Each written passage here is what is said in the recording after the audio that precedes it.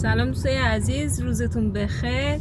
اول صبحی زدیم بیرون، طبق معمول کلی کار داریم امروز.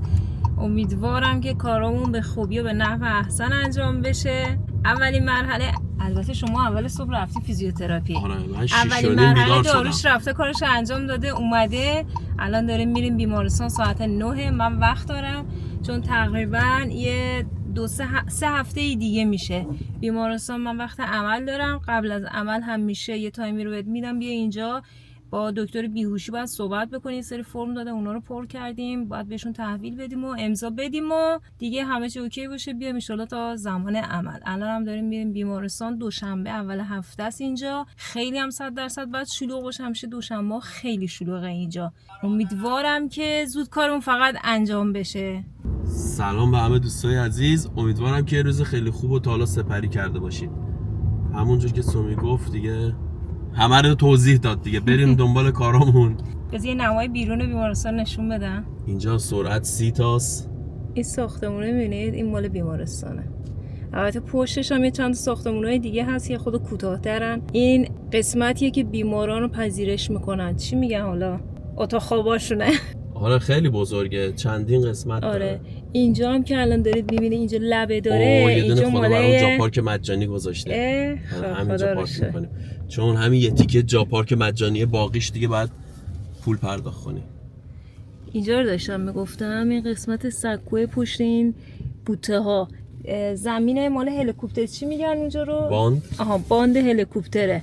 بیمارستان ما هلیکوپتر داره، امکاناتشون خیلی زیاده. هلیکوپتر این قسمت جلو میریم الان برای ورودیه. تو بیمارستان تقریبا میشه که کارم تموم شد. بعد تقریبا فکر کنم یه 3 ساعتی هست تو بیمارستان. اومدیم نه؟ آره دیگه الان 12 نزدیک 3 ساعت دیگه. خیلی کارمون طول کشید. گفتم که امروز اول هفته هم از خیلی شلوغ بود. بعد من فکر کردم فقط قراره پیش دکتر بیهوشی بریم، ولی نگو بعد پیش دکتر کلیه ها من میرفتم که اونم یه کنترل بکنه. روز قبل از عمل من باید بیام اینجا بستریشم. بهشون گفتم اگه میشه من نیام روز قبلش، همون روز عمل من بیام دیگه، چون من کلا از بیمارستان فراریم. غذاهاشون با میل سومینی.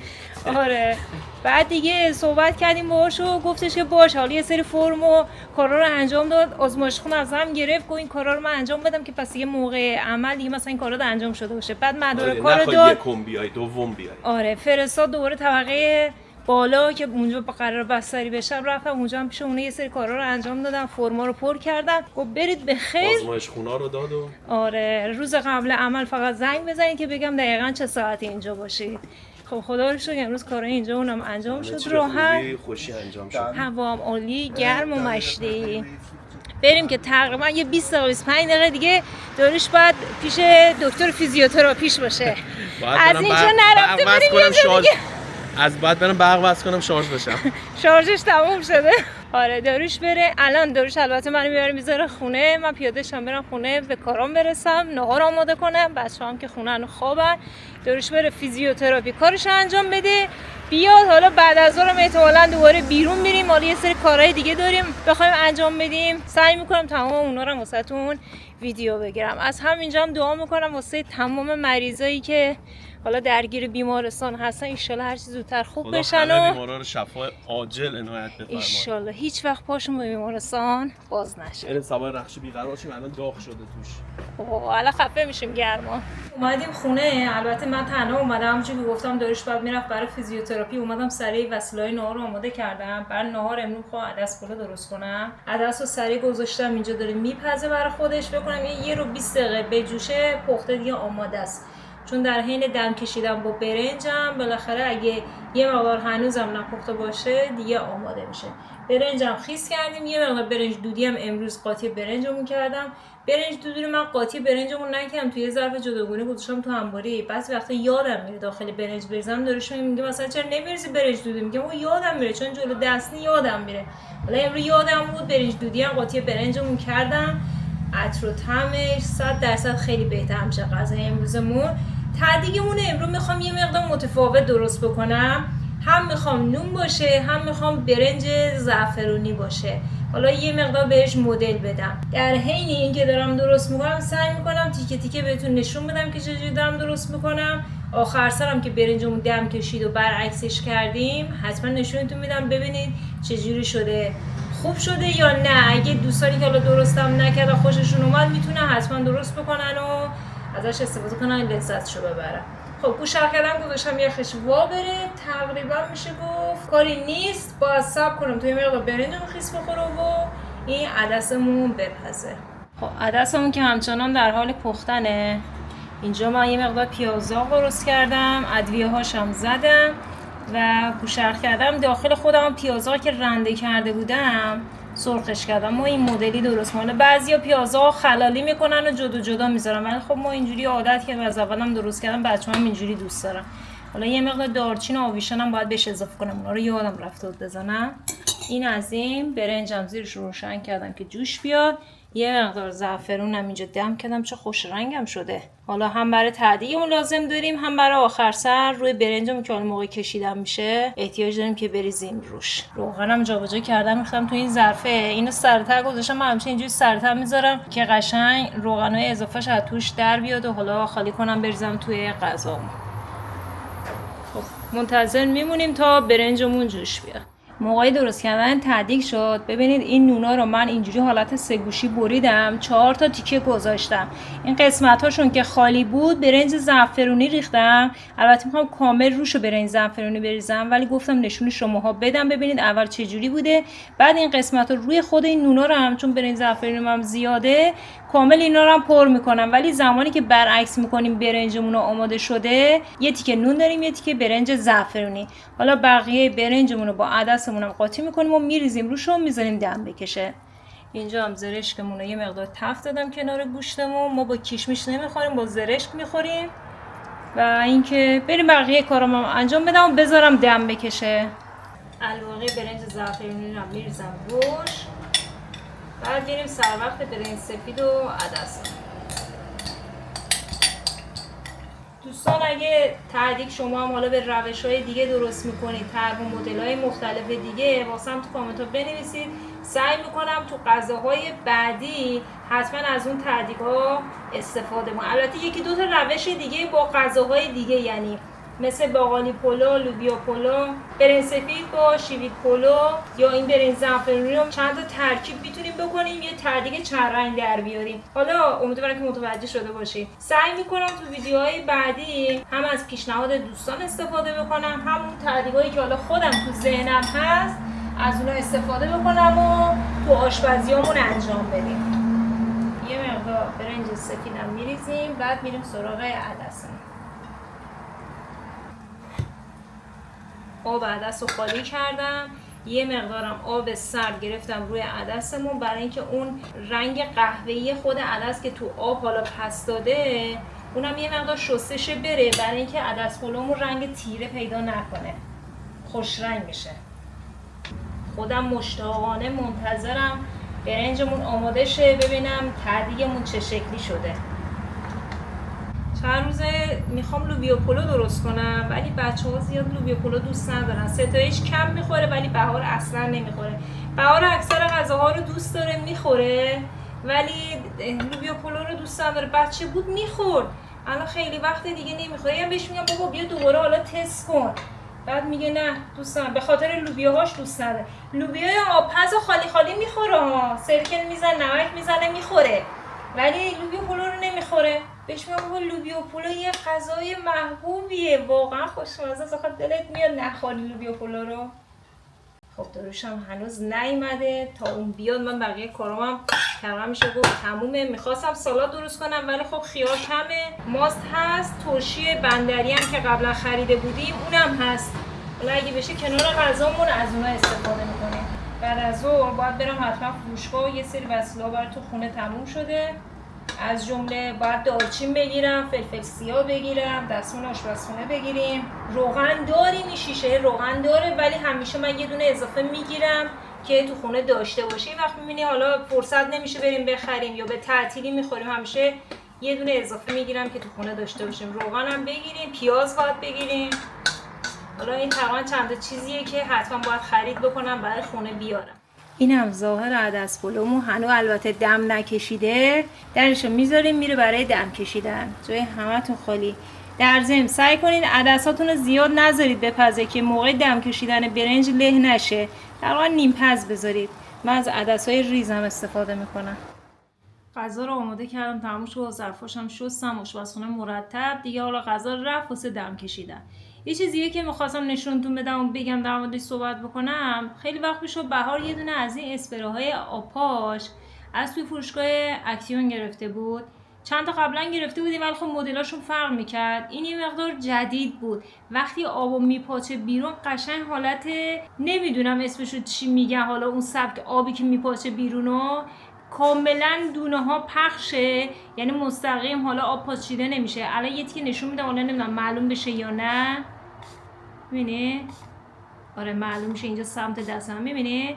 قشنگ پخش میکنه، همه جا رو خیس میکنه. خلاصه سرتون در نیارم. بهار که یه دونه اینا خرید، به ذهنم اومد گفتم یه دونه برم بخرم، من بیارم توش روغن مایه بریزم برای حال یه سری غذاها که روغن میذارم تو دستگاه سرخ بشه، با این دستگاهی بزنیم خیلی راحت تره. خلاصه آوردیم ریختیم روغنو. بار اول که ازش استفاده کردم وقتی زدم قشنگ عین همین الان که آب داره میپاچه بیرون اومد بیرون. خب گفتم خیلی خوبه دیگه، کارمون راحت شد. ولی چند روز پیش که اومدیم دوباره ازش استفاده بکنیم دیدم اونجوری نمیشه. روغن کاملا مستقیم میده بیرون، پخش نمیکنه و اون اصلا خوب نبود. من حالا فکر کردم که خراب شده، هرچی این ور کم دیدم آخه چیزی هم نداره که حالا بگیم مثلا دست زدیم خراب شده، چون اصلا استفاده هم نکردم، یه بار کلا استفاده کردیم. و اینکه امروز شستمش کلا روغن خالی کردم، گفتم بذار دوباره آب بریزم توش ببینم آبم دوباره همونجوری میپاچه بیرون یا اینکه نه ایراد از اون روغنی که ما داخل این وسیله ریختیم. شستم کاملا تمیز کردم، آب ریختم، دیدید که الان استفاده کردم. ببینید کاملا آبو پخش میکنه، مستقیم ازش بیرون نمیاد این آب. فکر کنم به خاطر روغنه که توی این وسیله من ریختم. روغن یه مقدار خب غلیظتر و سنگین‌تره ولی آب خب رقیق‌تره، به خاطر همونه که اونجوری از این دستگاه میاد بیرون. دیگه آب ریختم داخل اینو، گفتم براش از گلامون استفاده میکنم، اشکالی نداره. برای روغن حالا باید یه آبپاچ دیگه پیدا بکنم که اونجوری روغنم بپاچه بیرون. حالا بریم با هم دیگه بپاچیم روی گلامون، یه خورده گلا برگاشون تازه بشن، هوا هم گرمه، کیف کنن، خنک بشن. اول از این گل خوشگلمون شروع میکنی. یه چیز دیگه راستی میخواستم بهتون بگم، من اصلا نمیدونستم این گیاه گلم میده، فقط ما ازش برگ دیدیم توی 1 سالیه که ما این گلا داریم. چند وقت داشتم بهش آب میدادم، ببینید اینجا رو از این زیر گل داده، 1-2 تاش میبینید هنوز تازه است، بقیهش خوش شده. اصلا یه چیز عجیب. معمولا گل میدن حالا شاید از این قسمت وسط بالا بیاد مثلا گل بزنه بیرون، ولی این یه دونه شاخه کوچیک از این بغل گل داده. خیلی جالب شد برام. اگه از قسمت بالا بود بیشتر تو دید بود زودتر هم متوجه میشدیم. حالا اگه دوستان از این گل دارن و میدونن که حالا همیشه این گلو میده یا نه، به چه صورته برامون تو کامنت بنویسید که همچین گلی میده گیاه اونام یا نه. میبینید قشنگ تو تصویر معلومه وقتی آبو میپاچی. برای همین گیاه ها این بهتره از این اسپری استفاده بکنیم.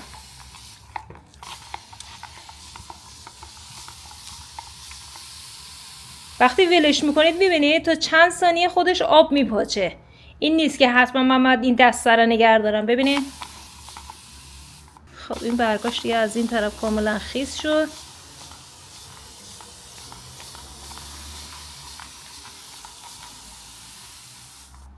میریم برای این پتوس خوشگلمون که خدا رو شکر روز به روزم رشدش داره بهتر میشه. فکر کنم همینجوری پیش بره مجبورم گلدونش رو دوباره عوض بکنم.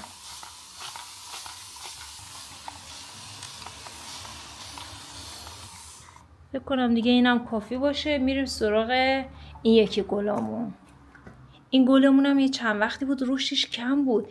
وقتی رفتیم مسافرت اون 1 ماه پیش برگشتیم دیدم روشش خیلی زیاد شده، چون حالا اون تایم خونه نبودیم برگشتیم دیدم به چشم اومد، تا اینکه حالا هر روز بخوای نگاه بکنی متوجه بشی.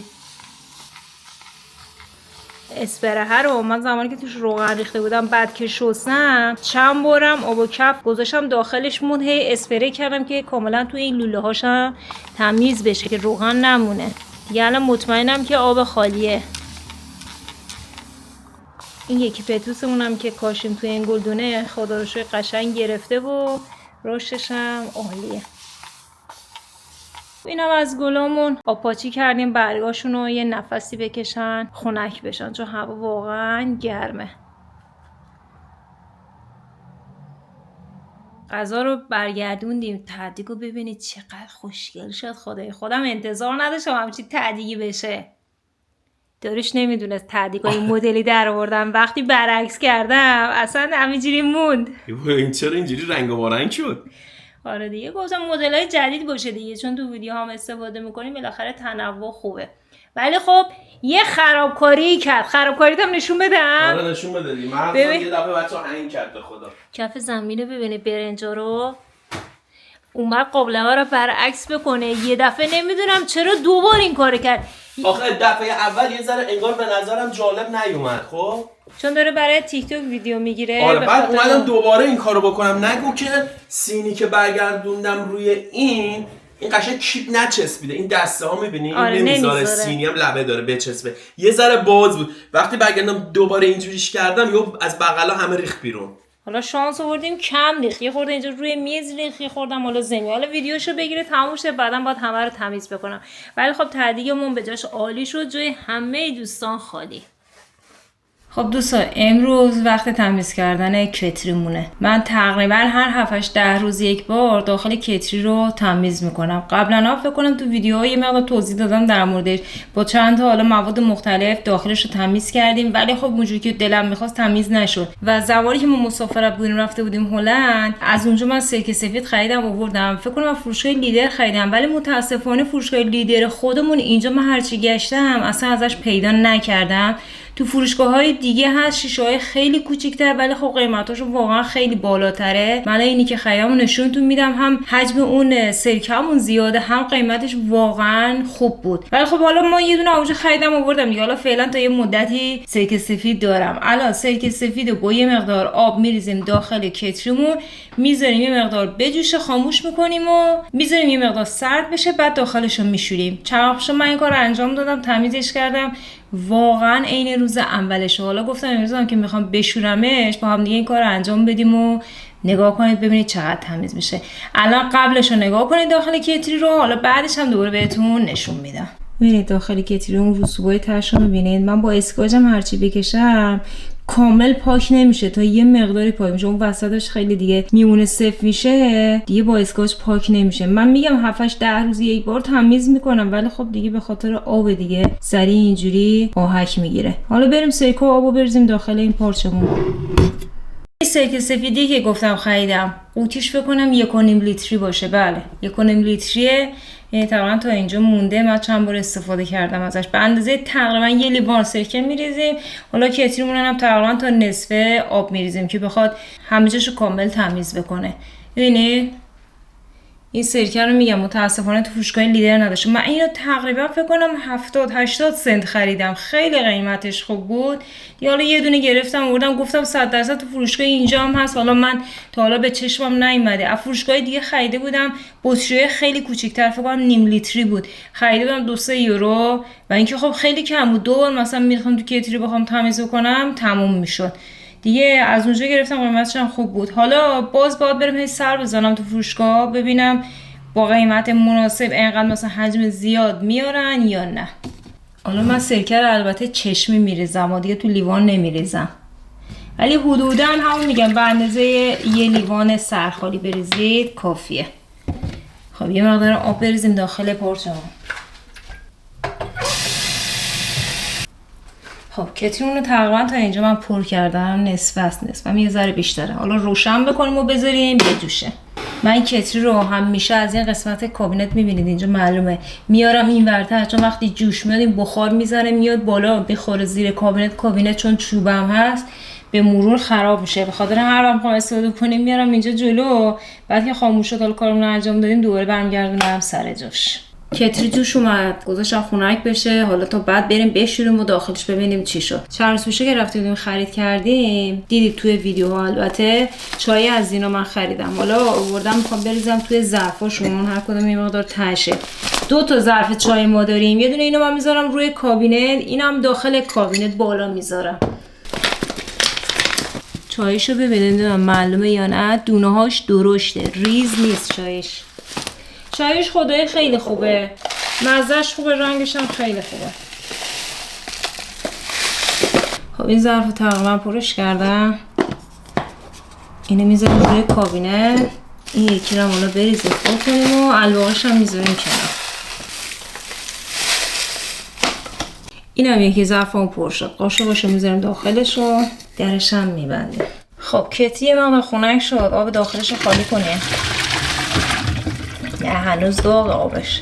ولی خب آب وقتی خالی کنیم زودتر کتی هم خنک میشه دیگه. اینو تقریبا میشه گفت رسوباش کنده شده. حالا باید یه اسکاچ بکشیم توش تمیز کنیم و بشوریم. یه چیزیه که میخواستم بگم، این جامایه‌ای رو که توی تصویر میبینی تو ویدیو نشون دادیم چشمیه، خیلی وسیله خوب و کاربردیه. حالا شاید بعضیا بگیرن برای توی سرویس بهداشتی استفاده بکنن، حالا نمیدونم برای تو آشپزخونه کسی باشه استفاده بکنیم، ولی خب ما گرفتیم برای تو آشپزخونه برای ریکا چون خیلی خوبه. زیاد قبلا جا ریکایی گرفته بودیم هی خراب میشد. این دیگه چشمی خیلی راحت کارمون رو انجام میده. توی فروشگاه لیدر هم داشت، الان دیگه نمیدونم داشته باشه یا نه چون اینا خیلی وقت پیش آورده بود که ما خریدیم ازش. کتری رو وقتی من شستم یه بارم آب میریزم توش، میذارم بجوشه، خالی میکنم، بعد دوباره برای سری بعد که آب ریختیم از اون آب استفاده میکنم. یه سرتم میگیرم که آب نره این قسمت های پایین. ببینید داخلشو چه قشنگ تمیز شو. بدنش هم خوش کنیم چون مشکیه، اگه بمونه همینجوری لک میمونه. بعد از تمیز کردن کتری به ذهنم اومد که چرا لباسشویی رو با سرکه تمیز نکنم. رفتم از چت جی پی تی هم پرسیدم سریع. من می‌خواستم سرکه سفید رو با پودر خود لباسشویی با هم بریزم تو لباسشویی روشن بکنم که بدون لباسا که داخلش کاملا شسته شو حالا ضد عفونی بشه. ولی چت جی پی تی گفتش که سرکه رو با پودر لباسشویی هیچ وقت با هم همزمان نریزید چون هر کدوم نمیدونم مواد خاصی دارن، ممکنه اثرگذاریشون کمتر باشه. بهتره که سرکه سفید و خالی بریزید تو لباسشویی روشن کنید، حالا یه دور بچرخه و اینکه داخلش مثلا تمیز بشه. اگه خواستید مرحله بعدی میتونید پودر لباسشویی خالی رو بریزید روشن بکنید، یه بارم اون مثلا توی لباسشویی رو تمیز بکنه.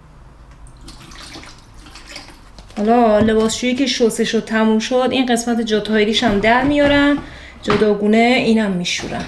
برای رو 15 دقیقه گذاشتیم و روشن میکنیم که شروع کنه به تمیز کردن. خب دوستان اینم از یه سری کارهایی که حالا توی این یکی دو روز مختلف من انجام دادم. امیدوارم که لذت برده باشید. اگه ترفندی برای تمیزکاری خونه شما هم دارید حتما واسم تو کامنت ها بنویسید که منم از اون تو ویدیو بتونم استفاده بکنم و براتون به اشتراک بذارم. هر پیشنهاد نظری هم داشتید باز بنویسید، همه رو میخونیم. سعی میکنم تا اونجایی هم که بتونیم جواب بدیم. تا یک ویدیو دیگه، خدا نگهدار.